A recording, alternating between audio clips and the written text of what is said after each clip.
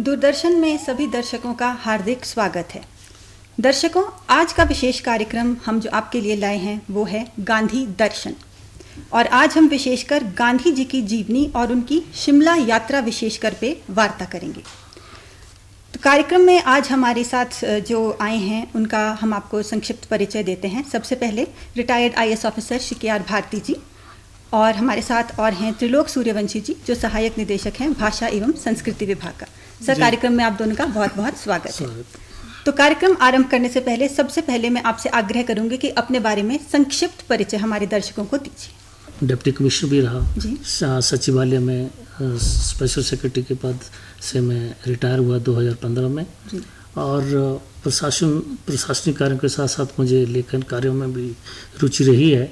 मैंने सर्वप्रथम जब पांगे में SDM था तो पांगे एंड पंगवाल करके किताब लिखी। बाद में चंबा में आया तो चंबा हिमालय करके किताब लिखी। उस पे मुझे हिमाचल की अकादमी द्वारा पुरस्कृत भी किया गया।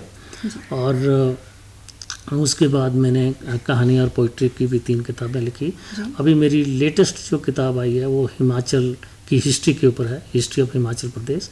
उसमें मैंने जो महात्मा गांधी की शिमला यात्राएं रही हैं उस पर भी फोकस किया है। मैं त्रिलोक सूर्यवंशी और वर्तमान में मैं सहायक निदेशक भाषा एवं संस्कृति विभाग हिमाचल प्रदेश में कार्यरत हूँ। इससे पूर्व मुझे लगभग 6 डिस्ट्रिक्ट में जो है बतौर जिला भाषा अधिकारी कार्य करने का मौका मिला। मैं सर्वप्रथम जिला सिरमौर, उसके बाद जिला कांगड़ा, उसके बाद जिला ऊना, फिर जिला हमीरपुर के पश्चात मैं लगभग 6 वर्ष जो है जिला भाषा अधिकारी शिमला रहा हूँ। और वर्तमान में आजकल मैं सहायक निदेशक हूँ।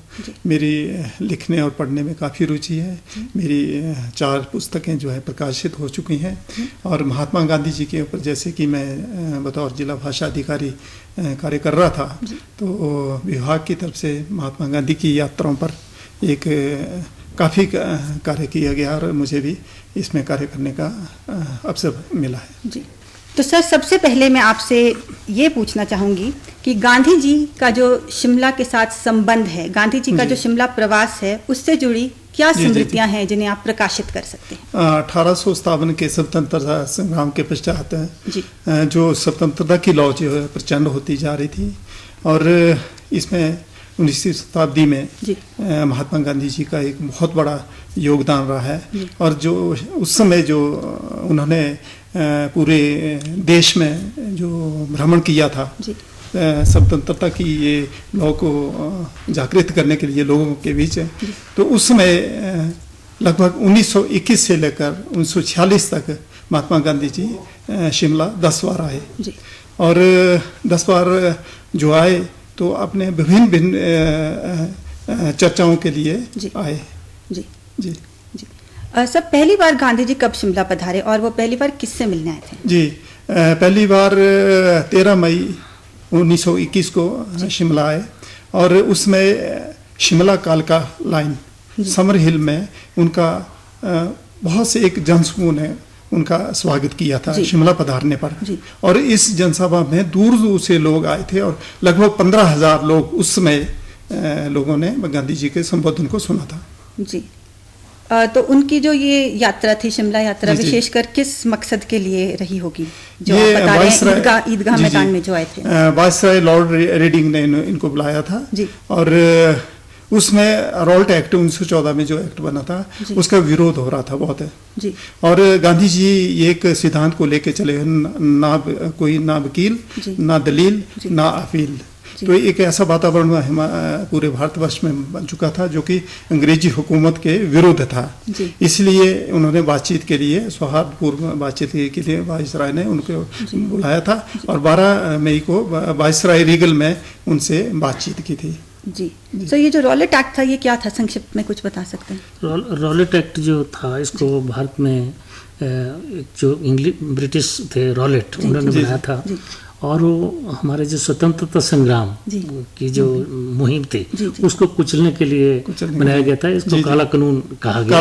उसमें सबसे बड़ी बात ये थी, जैसे सूर्यवंशी जी कह रहे थे कि कि बिना ट्रायल के जी या बिना मुकदमा चलाए आपको अरेस्ट किया जा सकता था, ऐसा उन्होंने उसमें ना वकील होता, उसमें ना वकील कर सकते थे, और दूसरे अगर आपके एग्रीव्ड हैं तो दूसरे कोर्ट में जा नहीं सकते थे, अपील की नहीं, तो इसको ब्लैक लॉ जिसका कहा गया।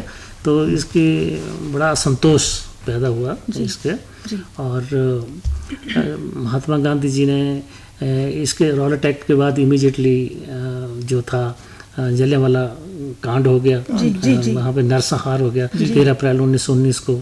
तो ये सारी चीज़ें मिलजुल के इतना असंतोष पैदा हुआ भारतीयों में कि महात्मा गांधी ने ये निर्णय लिया कि हम अंग्रेज़ों का सहयोग नहीं करेंगे, क्योंकि वो भारत में इसलिए टिके हुए हैं कि हम उनका साथ देते रहते हैं। उन्होंने स्वराज जो उनकी किताब है मशहूर, उसमें भी लिखा कि अंग्रेज़ जो है यहाँ इसलिए टिके हुए हैं कि वो हम सहयोग देते हैं, उनका हर बात में साथ देते हैं। अगर हम साथ देना चाहते हैं तो इनका राज्य जो है 1 साल में चरमरा जाएगा, ये टिक नहीं पाएंगे यहाँ।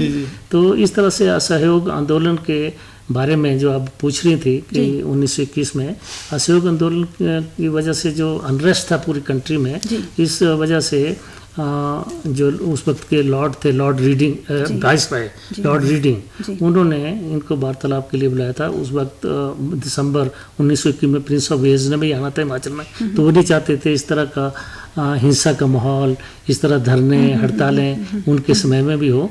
तो बड़े आतुर थे कि महात्मा गांधी जी यहाँ आए और शिमला में हमारे से बातचीत करें। तो इसलिए वो, जैसे इन्होंने बताया कि 12 मई को यहाँ आए, 13 मई को वो लॉर्ड रीडिंग से मिले, और पूरे उनके साथ बड़ा हजूम निकला था। और महात्मा गांधी जी की जय हो, एक अनक्राउंड किंग को, बेताज बादशाह की जय, ऐसे करके वो आए, और ह्यूमन पुल्ड रिक्शा में आए, ह्यूमन पुल्ड रिक्शा में आए। और उनको हालांकि बहुत बुरा लगा था, लेकिन क्योंकि उस वक्त कोई साथ नहीं था तो वो आए। सर 1931 में हुआ था, वो उन्होंने मना कर दिया था, जब भी उन्होंने इनकार किया था कि हम रिक्शे में पुल्ड रिक्शा में आए, कि ये शोषण का प्रतीक है। उसी को बढ़ाते हुए फिर वो उन्होंने वाइसराय से बात की, और दूसरे दिन भी उन्होंने बात की, 14 को भी उन्होंने बात की। बेसिकली उन्होंने खिलाफत मूवमेंट के साथ की, क्योंकि शौकत अली और मोहम्मद अली जो खिलाफत मूवमेंट के मुख्य कर्ता धर्ता थे इंडिया में, वो भी साथ आए थे। और उनका जो शिकायत थी वो ये थी कि जो टर्की का एम्पायर था, वो जो था वो अंग्रेज़ों के विरुद्ध लड़ा था, और जब अंग्रेज़ जीत गए तो उनके खलीफा का पद समाप्त कर दिया। इससे बड़ी उनमें एक रिजेंटमेंट थी। तो इसके बारे में वो खिलाफ मूवमेंट में भी अपनी उन्होंने सहमति दे दी महात्मा गांधी ने। उनका मेन ये रहता था कि खिलाफ मूवमेंट में अगर हम साथ देंगे तो मुस्लिम भी हमारा सहयोग आंदोलन, तभी इसको व्यापकता इस तरह से विलक्षण प्रतिभा थी गांधी जी में, एक मास लीडर की भी, और उनकी जो हिम्मत थी डिप्लोमेटिक लेवल पर भी, वो जिस तरह से सरकारों से बातचीत करते थे, एक बहुत ही विलक्षण प्रतिभा के इंसान थे। 14 मई को आर्य समाज भवन में उन्होंने संबोधन किया था। जी। और आदर्श भी इतने थे कि जो जैसा खुद आचरण करेंगे वैसा ही वो वैसा ही एक आदर्श बनते थे। बिल्कुल जैसा वो चाहते थे कि लोग करें, वही वो अपने भी आचरण को वैसे ही परिवर्तित करते। गांधी जी उसमें 5 दिन तक शिमला में रहे थे और शांति कुटीर चक्कर में रहे थे। ये पहली बारी जब गांधी जी शिमला आए थे तब की बात है। जी।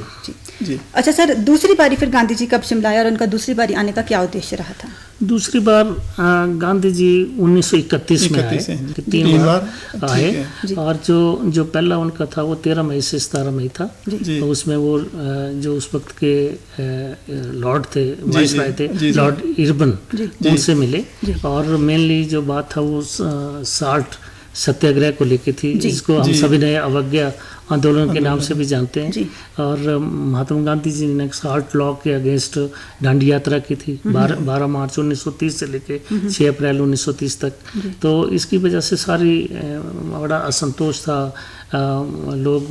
लोगों ने अपने जगह जगह धरने दिए, जगह जगह हड़तालें की इसके बारे में। तो इसको चाहते थे इरबन कि जल्दी सुलटे मामला, तो उन्होंने महात्मा गांधी जी से बात की थी, और गांधी इरबन पैक्ट 5 मार्च 1931 को साइन हुआ था। और ये आए थे बाद में 13 मई 1931 ये भी शिमला में ही साइन हुआ था। शिमला में। तो ये 13 मई 1931 से लेके 17 मई 1931 पहली बार आए, फिर 15 जुलाई से 22 जुलाई तक आए, फिर अगस्त 25 अगस्त से 27 अगस्त तक वहाँ पे यहाँ शिमला में आए दूसरा। दोनों बार वो लॉर्ड इरविन से बात करने आए, लेकिन जो दूसरी सभा है वो इरविन चेंज हो गया तो लॉर्ड विलिंगडन आ गए, तो उन्होंने इरविन पैक्ट को डिसरिगार्ड किया, उसको मानने से मना कर दिया, और जो पीसफुल एजिटेशन होती थी उस पर भी मनाही कर दी, उनको बैन लगा दिया।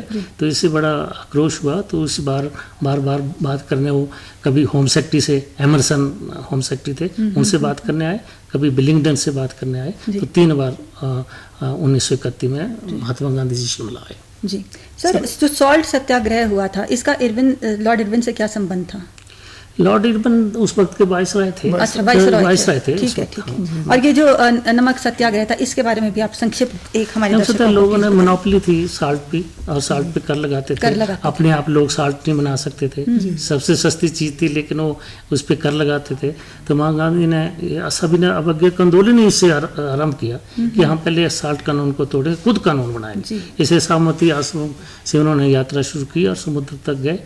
24 दिन में ये यात्रा पूरी हुई थी। वहाँ उन्होंने समुद्र से पानी उठा, दांडी यात्रा जिसको कहते हैं, उठा के नमक बनाया। तो इस तरह जगह जगह फिर लोगों ने नमक कानून को। तो ये जो नमक कानून था सर, इसमें मेरा ख्याल 250% तक कर जो था अंग्रेज लगाते थे, कितना था? तो ये मतलब ये एक बहुत आतताई टाइप की एक कानून था कि नमक एक बेसिक जो होती है, सबसे सस्ती चीज होती है, उस पर भी आप इतना कर लगा रहे हैं। जी, तो इसके विरोध में गांधी जी ने एक तरह से वो पावर का जो फलक्रम था वो चेंज करने की कोशिश की, है ना? और ये बहुत बड़ी बात थी, दांडी मार्च बहुत बड़े स्केल पे हुआ था। इससे एक जनता में हिम्मत भी आ गई थी अंग्रेजों के खिलाफ आवाज उठाने की। सर, उसमें गांधी जी फरग्रोव में रहे थे। जब दूसरी बार 1931 में आए तो फरग्रोव रहे थे। ये फरग्रोव जो राय बहादुर मोहनलाल जी का घर था। ये जो राय बहादुर मोहनलाल जी बड़े उच्च कोटि के वकील थे और पंजाब प्रोविंशियल असेंबली के मेंबर थे। तो उनका घर जो मछली कोठी है ना, यहाँ ऊपर जाखू में, उसके साथ ही है ओकोबर के ऊपर। अच्छा। जी सर। 1939 में आए और 2 सितंबर से 5 सितंबर पहली बार, और दूसरे 25 सितंबर से 27 सितंबर, ये 2 बार आए 1939 में। एक्चुअली उस वक्त लॉर्ड जो थे लिंथगो थे, लिंथगो, और उनसे वो बात करने आए थे द्वितीय विश्व युद्ध के बारे में। द्वितीय विश्व युद्ध जो है 3 सितंबर 1939 को शुरू हुआ था, उसके बारे में चर्चा करने आए थे। और उसके साथ जुड़ते जुड़ते 1940 में भी 2 बार आए। वो मुख्यतः बात ये थी कि अंग्रेजों ने भारत को बिना कॉन्फिडेंस में लिए हुए, विश्वास में लिए हुए ही ये घोषित कर दिया कि इंडिया भी हमारे साथ इस युद्ध में लड़ रहा है। तो उन्होंने कहा हमें पूछा नहीं, और अपने आप ही ये घोषणा कर दी कि इंडिया भी हमारे साथ लड़ रहा है, हमारा साथ दे रहा है। तो इसकी रिजेंटमेंट में वो यहाँ आए और लॉर्ड लिंथगो से उन्होंने बात की कि ये ठीक नहीं है, और हम इस चक्कर में जो अपोज किया था उन्होंने कि हमारे परामर्श के बिना जो है ब्रिटेन, फ्रांस और जर्मन के विरुद्ध जो है युद्ध की घोषणा कर दी थी उन्होंने। तो महात्मा गांधी जी ने उनको अपोज किया था।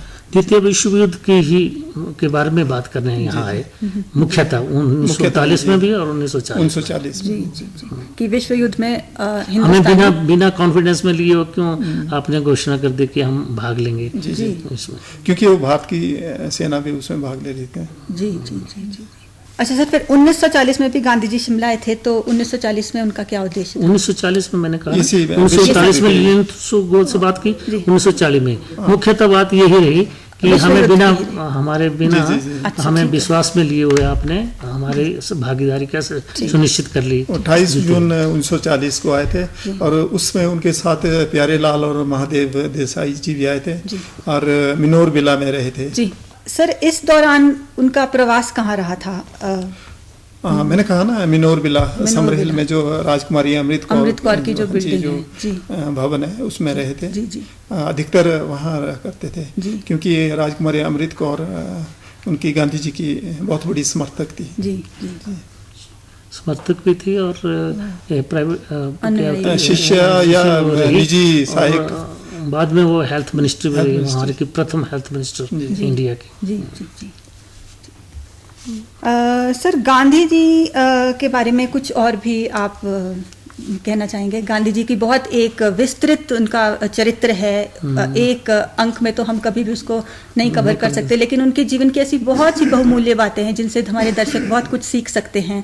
उनके जीवन के ऐसे बहुत आदर्श हैं जो हमारे जीवन में, निजी जीवन में प्रैक्टिकल उससे भी बहुत उपयोगी हैं। उनके बारे में सर कुछ भी जो आपको जहन में आपके आता है, आप प्लीज़ हमारे दर्शकों के साथ साझा कीजिए। मैं आपको ये बताऊँ कि महात्मा गांधी जैसे स्वयं आपने कहा कि फर्स्ट नेशनलिस्ट और एक लीडर हुए हमारे, और जिंदगी का कोई भी विषय नहीं है, चाहे वो राजनीतिक है, सामाजिक है, आर्थिक है, जिस विषय को उन्होंने छुआ ना हो, और कोई भी समाज का वर्ग ऐसा नहीं है जिसको उन्होंने छुआ नहीं। और वो स्वराज में अपनी भारत के बारे में कल्पना, सारे वर्गों के बारे में, हरिजन उनकी पत्रिका, यंग इंडिया, उनके माध्यम से उन्होंने अपने विचारों को रखा लोगों के सामने। और जैसे बात चल रही थी कि सत्य और अहिंसा, देखो वो पुजारी थे, और उन्होंने जो उनका मेनली ये कहना था कि जैसे हमारे बीज होंगे, मीन्स पे बहुत जोर डाला था उन्होंने, जैसे हमारे मीन्स होंगे वैसे एंड्स होंगे। बहुत सारी जो मार्क्स की फिलॉसफी थी उनमें तो था एंड्स जस्टिफाई मीन्स, लेकिन इनका था कि मीन्स जस्टिफाई एंड्स। जैसे अच्छे मीन्स होंगे वैसे ही, जैसा बीज होगा वैसे ही ट्री होगा, इस तरह से उनका सोचने का था। और ये सत्य, अहिंसा, अस्पृश्यता, और वीमेन को क्या कहते हैं, महिला सशक्तिकरण, और इसके बारे में उन्होंने बड़े खुल के अपने विचार रखे। और बड़े बड़े लोगों ने, जैसे हम बात कर रहे थे अभी कि आइंस्टाइन ने भी लिखा कि कोई आने वाले जो पीढ़ियाँ हैं वो विश्वास नहीं करेंगी कि ऐसा व्यक्ति हार्ड मास पे अलावा व्यक्ति इस पृथ्वी पर कभी रहा होगा या गुजरा होगा पृथ्वी पर से। तो उनका लगता नहीं कि किस चीज़ को पकड़ें, किस चीज़ को ले, क्योंकि उनका तो हर जगह ही उनका एक रोल रहा, हर विषय पर उनकी कोई मत था और उन्होंने बड़ा खुल के रखा। लेकिन मुख्यतः उनका स्वतंत्रता संग्राम में जो योगदान है उसको कभी कोई भुला नहीं सकता। उस समय परिस्थितियां ही ऐसी थी हिंदुस्तान में और विश्व भर में ऐसी परिस्थितियां थी। और हिमाचल जैसे उनसे बहुत प्रभावित हुआ। जितने भी उनके आंदोलन थे, असहयोग आंदोलन, सिविल डिसोबीडियंस मूवमेंट, इंडिविजुअल सत्याग्रह जिसको हम व्यक्तिगत सत्याग्रह बोलते हैं, 1940 में शुरू किया, सिविल डिसोबीडियंस 1930 में, असहयोग आंदोलन 1920 में। ये जो तीनों जो उनके आंदोलन थे, और भी कई आंदोलन उन्होंने चलाए समय समय पर। तो हिमाचल में हिल स्टेट्स ने, जो हमारे पहाड़ी राज्य थे, रियासतें थी, उसमें उनको बहुत समर्थन मिला। वहाँ हड़ताल होती थी, दिल्ली में तो यहाँ भी हड़ताल होती थी, यहाँ शिमला में, कांगड़ा में, सभी जगह उनको खुल के समर्थन मिला। जो बहिष्कार था फॉरेन गुड्स का, विदेशी वस्तुओं का, यहाँ तक कि हमारे सैमुअल लिवन स्टोक्स, जो सत्यानंद स्टोक्स के नाम से प्रसिद्ध हुए कोटगढ़ में, हमारे जो अमेरिकन थे और यहाँ थे, तो उन्होंने भी इनकी विदेशी कपड़ों की होली जलाई, बेगार के लिए वो लड़े, महात्मा गांधी के बड़े संपर्क में आए। और महात्मा गांधी ने यंग इंडिया में लिखा है कि ऐसा संघर्ष करता मुझे कोई और नहीं मिला जिन्होंने अंग्रेजों के अगेंस्ट इतना अच्छा संघर्ष चला रखा।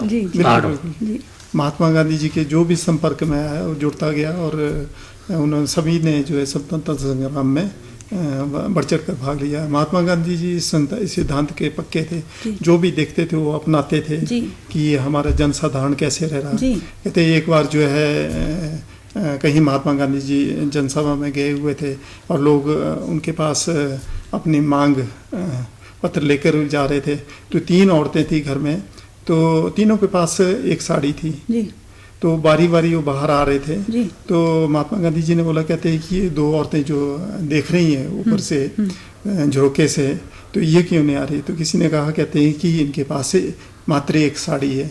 तो उस दिन से ही महात्मा गांधी जी ने अपने में एक प्रण ले लिया कि जब तक मेरे पूरे भारतवर्ष में सभी को वस्त्र नहीं मिल जाते तब तक मैं अपने वस्त्र धारण नहीं करूँगा। और सिर्फ मात्र वो धोती में रहे। बहुत ऊंचे आदर्श के व्यक्तित्व थे और जनता की एक तरह से बिल्कुल नब्ज को समझते थे, उनके दुख को फील करते थे और चाहते थे एक सच्चे परिवर्तन लाना चाहते थे पूरे देश में। ऐसे ही नहीं उनको फादर ऑफ द नेशन और राष्ट्रपिता कहा जाता है। इतना बड़ा दर्जा कभी भी किसी देश में किसी इंसान को नहीं मिला है।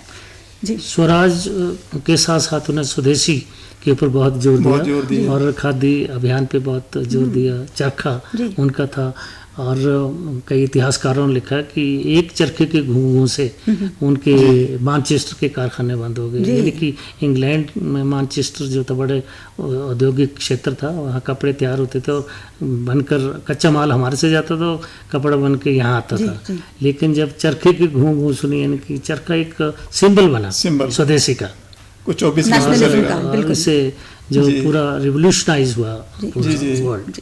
जी दर्शकों, महात्मा गांधी एक बहुत विशाल व्यक्तित्व है। एक कड़ी में तो हम कभी भी उनको कवर नहीं कर सकते। 5 बार महात्मा गांधी नोबेल प्राइज़ के लिए भी नामांकित हुए थे और नोबेल कमेटी को हमेशा ये अफसोस रहा कि कभी भी उन्हें नोबेल प्राइज़ नहीं मिल पाया। महात्मा गांधी के जीवन का आप कोई भी पक्ष ले ले, सत्याग्रह, स्वच्छाग्रह, उनकी सत्य और अहिंसा के प्रति निष्ठा, Mahatma Gandhi is synonymous with all these things. तो महात्मा गांधी को बहुत बहुत कोटि कोटि नमन हम इस अंक में करते हैं, ये श्रद्धांजलि उन्हें देते हैं। और सर, आपका बहुत बहुत धन्यवाद करते हैं, आप कार्यक्रम में आए। मैं थोड़ा सा बताना चाहूँगा, गत वर्ष से हिमाचल प्रदेश सरकार जो है महात्मा गांधी की 150वीं जयंती मना रही है।